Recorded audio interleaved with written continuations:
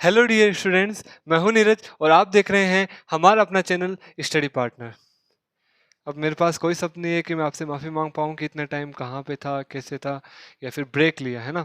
तो उस सब को सही करने के लिए एंड एक बार से आपको सारी बातें एक साथ बताएंगे। बट उससे पहले अब 2024 हमारा रह गया मेन टारगेट। मार्च के अंदर लगभग एग्जाम होंगे और 4 मंथ हमारे पास हैं।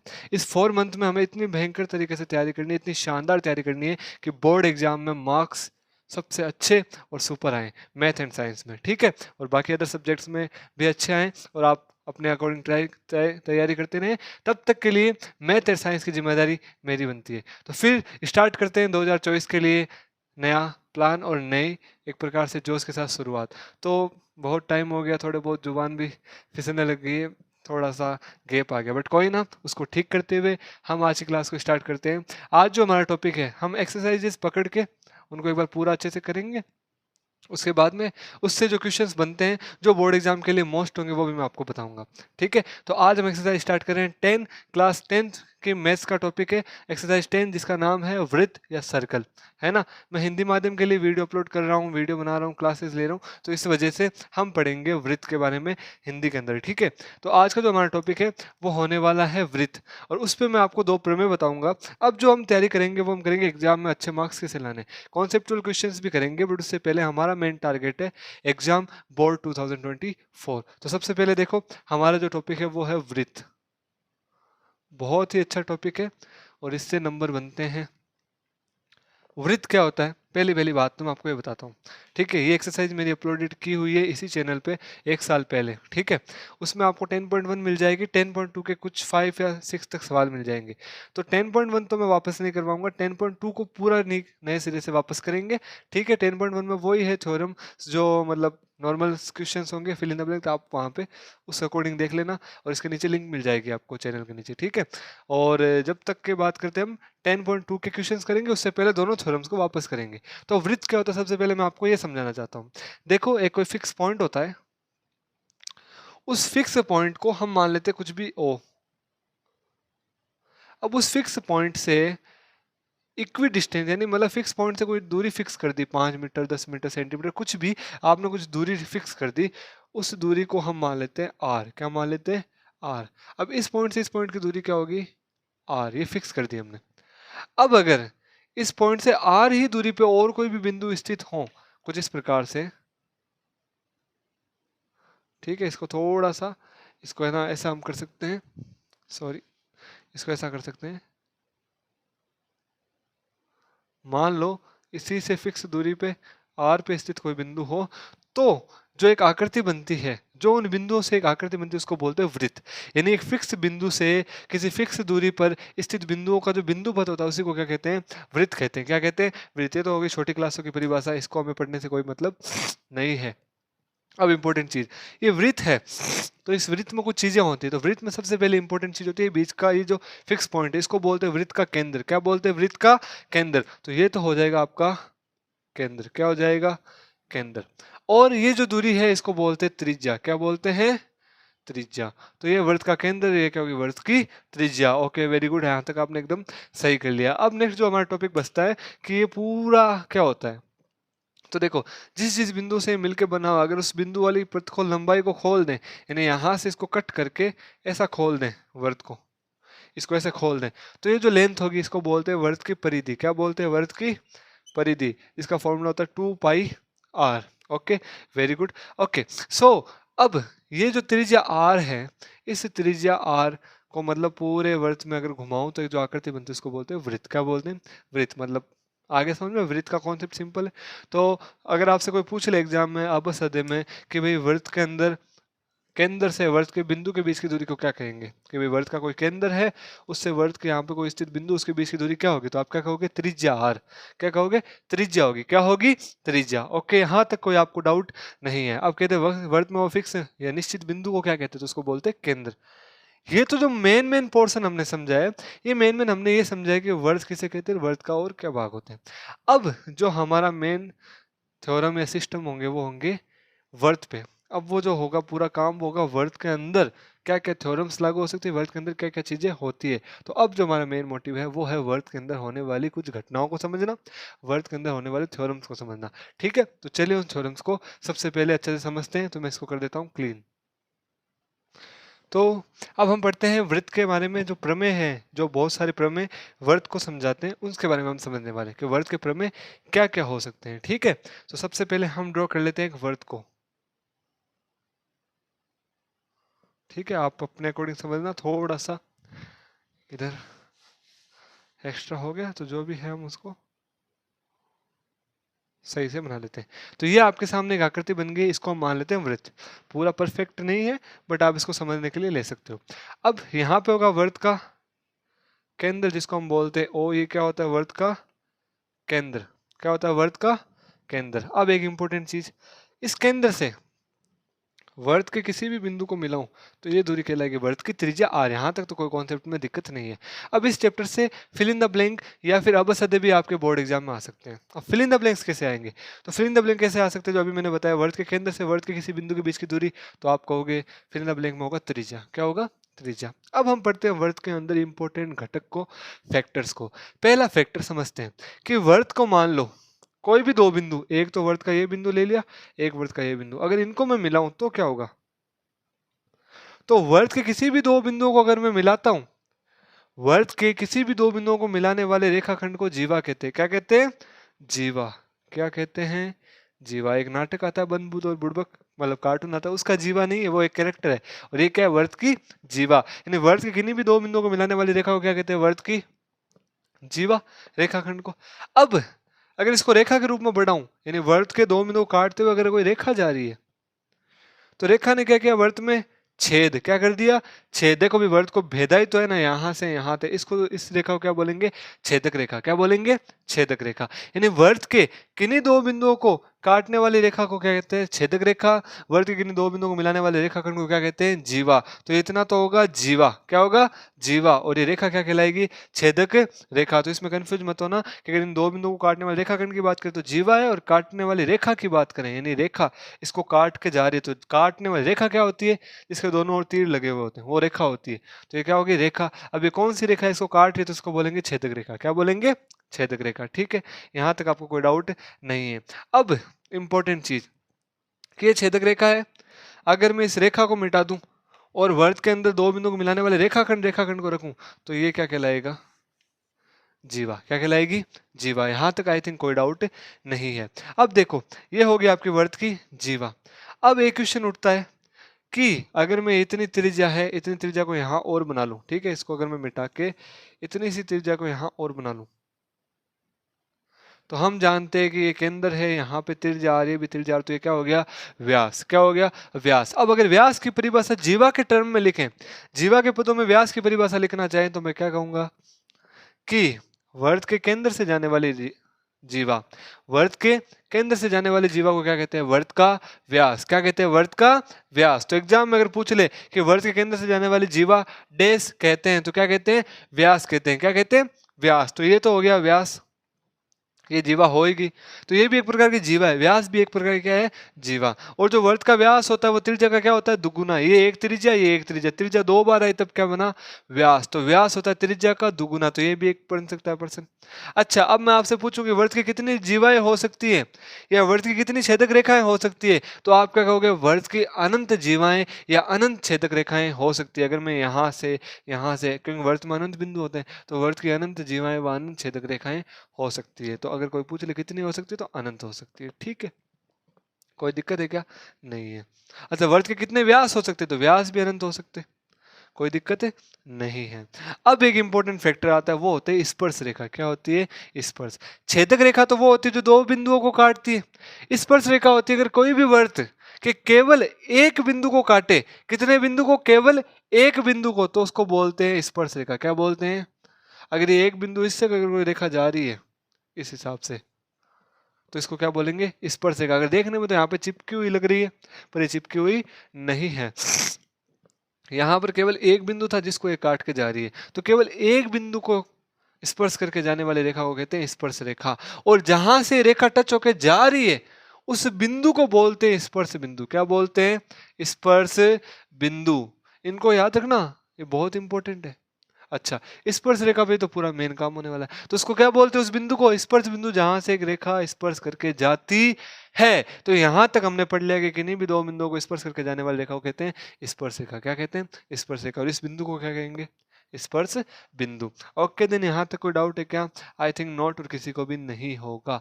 अब आपसे कोई पूछ ले कि वर्त में, हम जानते हैं कि वर्त के आमने सामने केवल दो ही बिंदु होते हैं। एक ये बिंदु, इसके जस्ट सामने यहाँ पे कोई बिंदु होगा, फिर इसके अगला बिंदु, इसके जस्ट सामने यहाँ पे कोई बिंदु होगा, ऐसे क्रॉस में होते हैं ना। तो आमने सामने कितने बिंदु होते हैं? केवल दो बिंदु होते हैं। तो अगर ऐसा आपसे कोई पूछ ले कि वर्त की कितनी समांतर स्पर्श रेखाएं हो सकती है, यानी यहाँ से एक स्पर्श रेखा जा रही है, एक यहाँ से जा रही है, और एकदम समांतर स्पर्श रेखा, एकदम समांतर, तो कितनी हो सकती है? तो वर्त की केवल दो समांतर स्पर्श रेखाएं हो सकती हैं। दो ये हो जरूरी नहीं है, कितनी भी समांतर हो, पर होगी आपस में दो ही समांतर, उसके अलावा कोई भी समांतर नहीं होती। कि इसके समांतर ये है, तो इसके अलावा यहाँ पे कोई और रेखा नहीं होगी जो इसके समांतर होगी। यानी वर्त की समांतर दो स्पर्श रेखाएं हो सकती है। ये कॉन्सेप्ट यहाँ तक इंपॉर्टेंट था, यही इतना भाषा का टॉपिक था। वर्त की स्पर्श रेखा कितनी हो सकती है? वो भी जीवा की तरह अनंत हो सकती है। केवल एक की बात करें तो वो तो अनंत हो सकती है ना, कितनी भी बनाओ, कैसे भी बनाओ। तो वर्त की अनंत स्पर्श रेखा हो सकती है, वर्त की अनंत जीवा या छेदक रेखा हो सकती है। परंतु अगर जब समांतर की बात करें तो समांतर स्पर्श रेखाएं केवल दो हो सकती है। ये टॉपिक था आपका वृत्त का।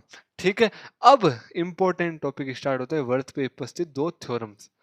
दो थ्योरम हम पढ़ने वाले हैं, और उन दोनों थ्योरम से हम सिद्ध करने वाले हैं। पर में 10.1 तो बस एक कथन है, ठीक है, जिसको परमे 10.1 ही बोलते हैं। वो बहुत क्वेश्चनों में, क्या सारे क्वेश्चनों में लगेगा। और परमे 10.2 वो भी बहुत इंपॉर्टेंट है, वो एक्सरसाइज 10.2 में काम आएगा। पर इस क्वेश्चन वाले जो एक्सरसाइज जो हम अभी करने वाले, इसको हम प्रमेय के रूप में पढ़ लेते हैं, यानी दोनों प्रमेय साथ में पढ़ लेते हैं। ठीक है, तो सबसे पहले देखो, हम पढ़ने वाले हैं प्रमेय 10.1। प्रमेय 10.1 क्या कहता है? तो उसके लिए सबसे पहले ये वर्त की प्रश्नावली है ना, तो यहाँ पे हेडिंग डाल देता हूँ वृत्त।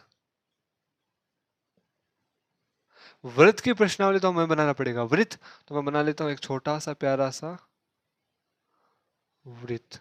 ठीक है, मेरे से अच्छा ना बने तो एडजस्ट कर लेना। ठीक है, एक सेकंड, कैमरा में दिख रहा है क्या इतना? ओके, यहाँ तक तो अभी तक आपको पूरा दिख रहा है। ठीक है, ये पूरा एरिया यहाँ तक कवर हो रहा है। ठीक है, यहाँ तक कोई डाउट नहीं है। ये हो गया आपका वृत्त। अब यहाँ पे क्या होगा?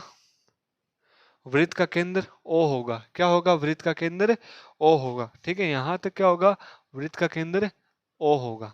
ओके, इसमें तो कोई डाउट नहीं है कि वृत्त का केंद्र O होगा। अब जो प्रमेय है, वह प्रमेय 10.1 ये कहता है कि कोई भी O केंद्र वाला वृत्त है, कोई भी O केंद्र वाला क्या है? वृत्त, उस पे अगर कोई स्पर्श रेखा जा रही है, उस पे अगर क्या जा रही है? स्पर्श रेखा जा रही है। चलो ठीक है, उस पे हमें क्या बना लेते हैं? स्पर्श रेखा, जो कि मैं यहाँ पे बना लेता हूँ। इस बिंदु को कुछ भी नाम दे दो, ए नाम दे दो। क्या नाम दे दो? ए। ए पे कोई स्पर्श रेखा जा रही है, क्या जा रही है? कोई स्पर्श रेखा। इस स्पर्श रेखा को मैं नाम दे देता हूँ पी क्यू। अब रेखा का तो नाम नहीं होता, पर रेखा पे कोई दो बिंदु मान ले पी क्यू। ये पी क्यू एक क्या है? स्पर्श रेखा। क्या है? स्पर्श रेखा। ए बिंदु पे क्या कर रही है? स्पर्श। और ये वृत्त का केंद्र क्या है? ओ। तो प्रमेय 10.1 क्या कहता है कि किसी भी वृत्त की स्पर्श रेखा पर केंद्र से खींची गई त्रिज्या, केंद्र से खींची गई त्रिज्या यानी स्पर्श बिंदु पर, देखो, वृत्त की किसी भी स्पर्श रेखा के स्पर्श बिंदु पर खींची गई त्रिज्या स्पर्श रेखा पे क्या होगी? लंब होगी। क्या होगी? लंब। लंब का मतलब 90 डिग्री का कोण बनेगा। इधर 90 तो इधर भी 90, सरल रेखिक कोण के अकॉर्डिंग। तो हम क्या कह सकते हैं परमेय 10.1 के द्वारा कि पी क्यू पे ये ओ ए क्या है? लंब है। क्या है? लंब। तो सीधी सी कहानी इतनी होगी कि किसी भी वृत्त में स्पर्श रेखा के स्पर्श बिंदु पे, या किसी भी वृत्त पे स्पर्श रेखा जो स्पर्श बिंदु पे काटती है, उस पे अगर मैं एक त्रिज्या खींचूं तो वो स्पर्श रेखा पे क्या होगा? लंब होगा। क्या होगा?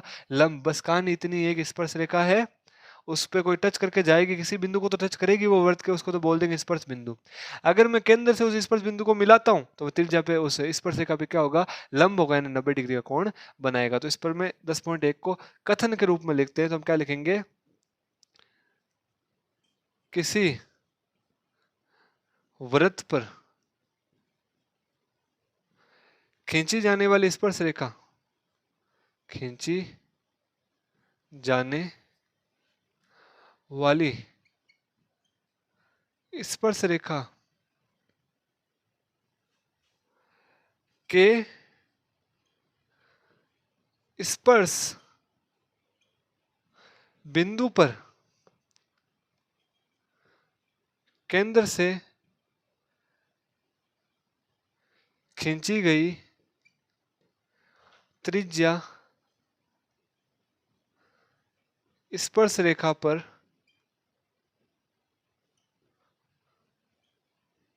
लंब होती है। दैट्स द प्रमेय 10.1। अगर इसको समझो कि किसी वृत्त पर खींची जाने वाली स्पर्श रेखा, ये रही स्पर्श रेखा, के स्पर्श बिंदु, ये रहा स्पर्श बिंदु, पर केंद्र से खींची गई रेखा, ये रही केंद्र से खींची गई त्रिज्या, सॉरी क्या खींची गई, त्रिज्या स्पर्श रेखा पर क्या होगी, लंब होगी। यही प्रमेय 10.1 कहता है। तो हम यहाँ पे कह सकते हैं कि कोण ओ ए क्यू, या फिर ऐसा लिख दो ओ ए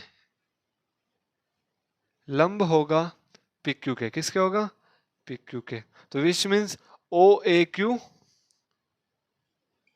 यानी बनने वाला ये कोण बराबर होगा इस कोण के ओ ए पी के,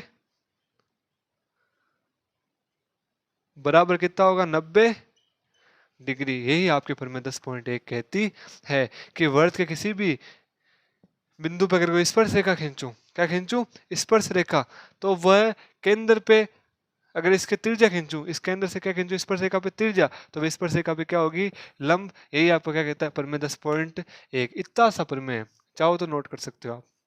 ठीक है, फिर से देख लो, किसी वृत्त के स्पर्श रेखा जिस स्पर्श बिंदु पे काट, मतलब वृत्त की कोई स्पर्श रेखा है, उसका स्पर्श बिंदु तो होगा जिससे वो वृत्त को टच करे। स्पर्श का मतलब टच बिंदु, यानी वो पॉइंट जहां पे टच हो रहा है। अगर उससे मैं केंद्र से तिरछा खींचू तो वो क्या हो जाएगा, 90 डिग्री का कोण बना लेगा। ये है आपका प्रमेय 10.1। ठीक है, ओके। अब आ जाओ प्रमेय 10.2 पे। ये हो गया आपका प्रमेय 10.2। इसको आप यहाँ से समझ, बहुत इंपॉर्टेंट होने वाले हैं क्वेश्चंस, थोड़े अच्छे भी हैं, तो आप ध्यान से पढ़िएगा।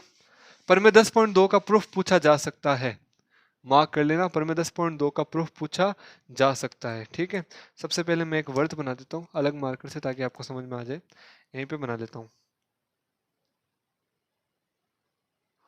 ठीक है, ये आपका कोई वर्ड है जिसका केंद्र ओ है। प्रमेय 10.2 क्या कहता है, अब इसका स्पर्श रेखा से रोल है, पर इस वर्त पे कोई रोल नहीं है। ये वर्त है जिसका केंद्र ओ है, केंद्र तो फिक्स होता है जहां से वो घूमता है। एक बकरी है, उसको आप खूंटे से बांधो, या गाय को खूंटे से, मतलब किसी भी फिक्स जगह से बांधो ताकि वह बाहर ना जाए, तो उससे बांधो तो वो जो गति कर पाएंगे वो एक वर्ताकारित होती है, क्योंकि फिक्स लंबाई की रस्सी है, वो वाला क्वेश्चन नहीं है। तो मान लो ये कोई बिंदु ओ के अंदर वाला वर्त है, इसके बाहर कोई बिंदु स्थित है पी, क्या नाम है, पी। अब एक चीज और होती है, अच्छा एक क्वेश्चन मैंने आपको बताया ना, इसी पे समझ लो कि वर्त है, ओ के अंदर वाला वर्त है, अगर उसके बाहर कोई बिंदु स्थित है जिसको नाम दे दिया पी, उस बिंदु पी से इस ओ के अंदर वाले वर्त पर केवल और केवल, केवल और केवल दो ही स्पर्शिका एक साथ खींची जा सकती है एक बिंदु से। तो इससे दो स्पर्शिका खींच सकते हैं, सोचो इस प्रकार से। और तो स्पर्शिका क्या होगी, और तो बाकी छेद करेगी उसमें। स्पर्शिका की अगर बात करूं तो केवल और केवल दो स्पर्शिका होगी, कितनी होगी, दो। यहाँ पे थोड़ा सा स्पर्श नहीं किया, इसको स्पर्श करवा देते हैं। ठीक है, ये देखो इसको स्पर्श समझो, यहाँ पे जाकर थोड़ा सा कर्व हो रहा है, यहाँ पे इतने से मान लो कि स्पर्श करके जाएगी। इसको नाम दे दो पी, इसको नाम दे दो ए। अब एक स्पर्श यहाँ पे करवा दो, इसको नाम दे दो बी। बी के अंदर ओ वाला वर्त है, उसके बाहर बिंदु पी स्थित है, उससे दो स्पर्शिका पी ए व पी बी हमने खींच दी। ओके, यहाँ तक कोई डाउट नहीं है। प्रमेय 10.2 ये कहता है कि वर्त के बाहर स्थित कोई बिंदु P है, और अगर उससे दो स्पर्शिका खींच रहा हूं तो उन दोनों स्पर्शिका की लंबाई क्या होगी, बराबर। यानी प्रमेय 10.2 ये कहता है कि बाहर, वर्त के बाहर स्थित बिंदु P से खींची जाने वाली दोनों स्पर्शिकाओं की लंबाई क्या होगी, समान। तो पहले मैं इसका कथन लिख देता हूं कि किसी वृत्त के बाहर स्थित बिंदु से खींची जाने वाली दो स्पर्श रेखाओं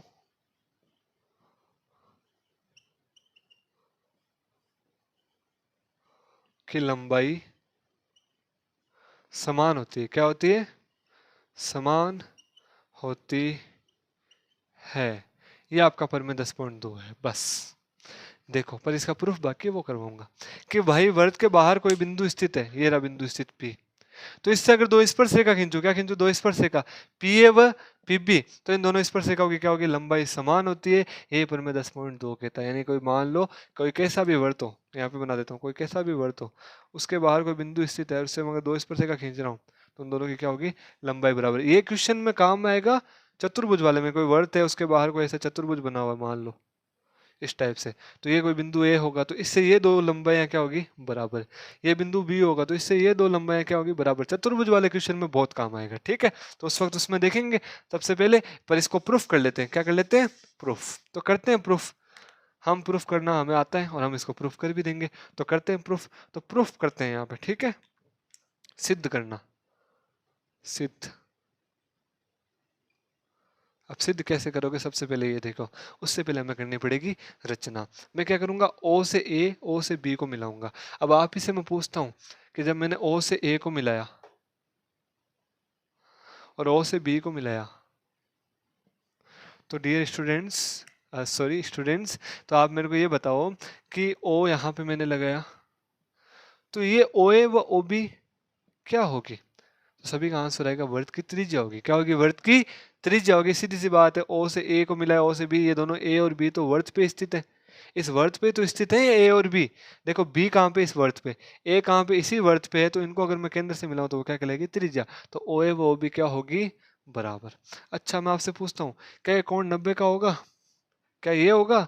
तो आप कहोगे हाँ, ये कोण 90 का होगा, क्योंकि ओ से ए एक त्रिज्या है, पी से ए एक स्पर्श रेखा है, तो त्रिज्या से स्पर्श रेखा की स्पर्श बिंदु, ये ए पे टच करिए ना, तो ए स्पर्श बिंदु, तो स्पर्श रेखा के स्पर्श बिंदु पे त्रिज्या खींचो तो वो क्या होगी? लंब होगी। क्या होगी? लंब। वहीं का वहीं काम यहाँ पे कि केंद्र ओ से स्पर्श बिंदु पे अगर मैं त्रिज्या खींचू, किसके? स्पर्श रेखा, ये रही स्पर्श रेखा, ये रही त्रिज्या, तो क्या होगा? लंब होगी। तो दोनों कोण बराबर होगी। तो रचना मैं इतनी से करूंगा कि पी से ओ को मिलाऊंगा। ठीक है, तो अपने रचना में आप लिख देना, रचना ओ से ए व बी को मिलाया। ठीक है, ओ से पी को मिलाया। लो, इतना सा काम करा, ये हमारी होगी रचना। अब रचना होगी तो अब हम क्या करेंगे? इन दोनों त्रिभुजों को सर्वांग समसिद्ध करेंगे, ऊपर वाले नीचे वाले। जब ये दोनों त्रिभुज सर्वांग सम होंगे तो ये दोनों भुजाएं भी क्या हो जाएगी? समान, जो 9वीं क्लास में आपने पढ़ा था। तो चलो सर्वांग सम करते हैं। तो त्रिभुज पी ओ ए, त्रिभुज पी ओ ए व त्रिभुज पी ओ बी। कौन सा त्रिभुज? पी ओ बी में। त्रिभुज पीओ ए व पीओबी में हमने एक चीज देखी है, हमें करना है सर्वांग समसिद्ध। सीधी सी बात है, कोई तीन चीजें बराबर बता दो, आपका काम कंप्लीट है। तो तीन चीजें क्या बराबर बताएं? तो सबसे पहले देखो, ओ ए बराबर ओ बी, तो जो पीओ ए है उसमें तो मैं लिख दूंगा ओ ए, बराबर होगा पीओबी में क्या लिख दूंगा? O B. ठीक है, ये बराबर होगा, क्यों होगा?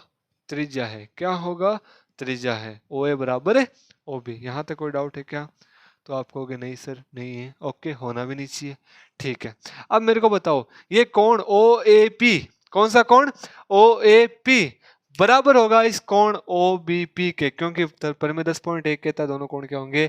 90 डिग्री। तो मैं लिखता हूं कोण, ठीक है, क्या लिखता हूं? कोण ओ ए पी बराबर होगा कोण ओ बी पी के प्रमेय 10.1 से। Okay, very good. पर मैं 10.1 से दोनों कोण क्या हो गए?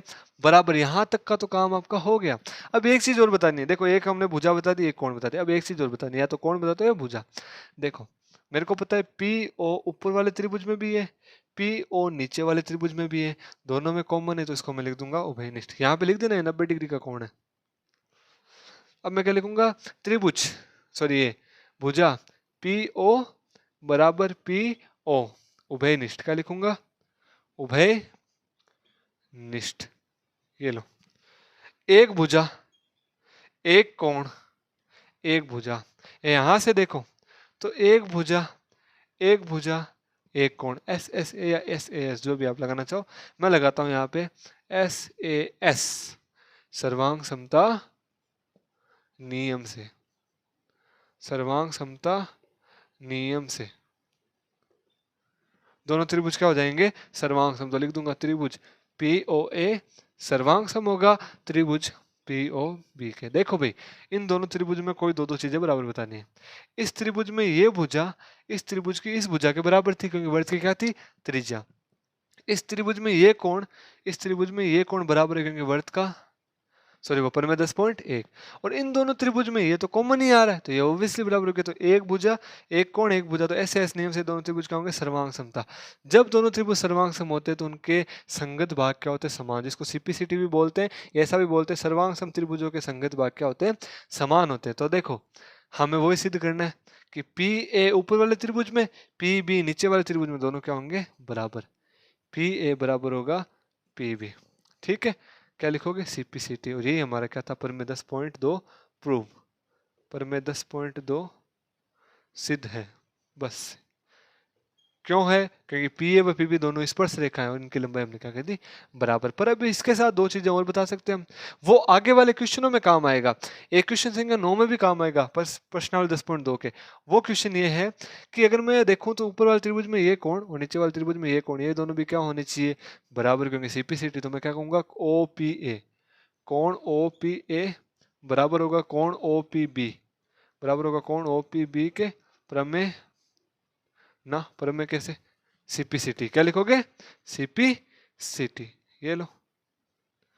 अब नेक्स्ट, ये वाला कोण और ये वाला कोण कि कोण पी ओ ए, क्या, कोण पी ओ ए बराबर कोण पी ओ बी, कोण पी ओ बी, ये भी क्या होगा, सीपीसीटी। ये भी पर में 10.2 के ही भाग है कि अगर दो स्पर्श रेखा में खींचूं और उनको केंद्र से मिलाऊं स्पर्श वाले बाहर वाले बिंदु को, तो ये वाले कोण केंद्र पे अंतरित और ये वाले कोण दोनों का मान क्या होगा, क्या होगा, दोनों का मान बराबर होगा, पर में 10.2 में सीपीसीटी से। तो ये आपका पर में 10.2 सिद्ध है। आप एसएस लेना चाहो तो एसएस ले लो, उतारना चाहो तो उतार सकते हो। तो इसी के साथ हमने दोनों प्रमेय को पढ़ लिया एंड हमने ये समझ लिया क्वेश्चन कैसे कैसे क्या क्या बन सकते हैं। अब हमारा जो मेन टारगेट रहेगा, प्रश्नावली 10.2 रहेगी। 10.1 के नीचे लिंक में डिस्क्रिप्शन में दे रखा है, वहां से आके आप 10.1 को समझ सकते हैं। प्रश्नावली 10.2 में अब हम पढ़ने वाले हैं कि कैसे क्वेश्चंस को अटेम्प्ट करना है, बहुत शॉर्ट एंड सिंपल ट्रिक में हम करेंगे। ओके, सो बहुत दिनों के बाद वीडियो आया है, क्लासेस मैं ट्राई करूंगा कंटिन्यू रहे और पूरा इसके लिए डेडिकेट रहूंगा। और तब तक के लिए आप छोटा भाई बहन, भाई या बड़ा भाई समझ के माफ़ कीजिएगा, बट फटाफट से अब हमारा जो टारगेट है, मिशन 2024 है, board exam specially for RBSC, तो उनके लिए हम बहुत अच्छे से प्रिपेयर करेंगे और ऐसा करेंगे कि इसको फोड़ना है। अगर आप मेरे साथ जुड़े हुए रहते हैं 2024 तक, तो मैं आपको गारंटी देता हूँ कि बहुत ही अच्छा रिजल्ट हम लेके आएंगे। अब हमारा मेन टारगेट है 2024, कैसे भी करके उसको कवर करना है। तो इसी के साथ मैं नीरज मिलता हूँ आपको नेक्स्ट क्लास में, जो कि जल्द ही अपलोड होगी, डेली बेसिस पर मैं ट्राई करूंगा। तब तक के लिए अगर आपने पूरा वीडियो देखा है यहाँ तक, तो भाई दिल से सैल्यूट है। और अगर आपने वीडियो पसंद आया आपको, तो प्लीज़ लाइक कीजिए, क्लास समझ में आए तो लाइक कीजिए, कमेंट भी कीजिए, कुछ डाउट्स हो तो आप वो भी पूछ सकते हैं, संडे को अपलोड करूंगा। तो इसी के साथ मैं नीरज मिलता हूँ आपको नेक्स्ट क्लास में, नेक्स्ट टॉपिक के साथ, नेक्स्ट लेवल जोश के साथ। तब तक के लिए थैंक्स फॉर वॉचिंग।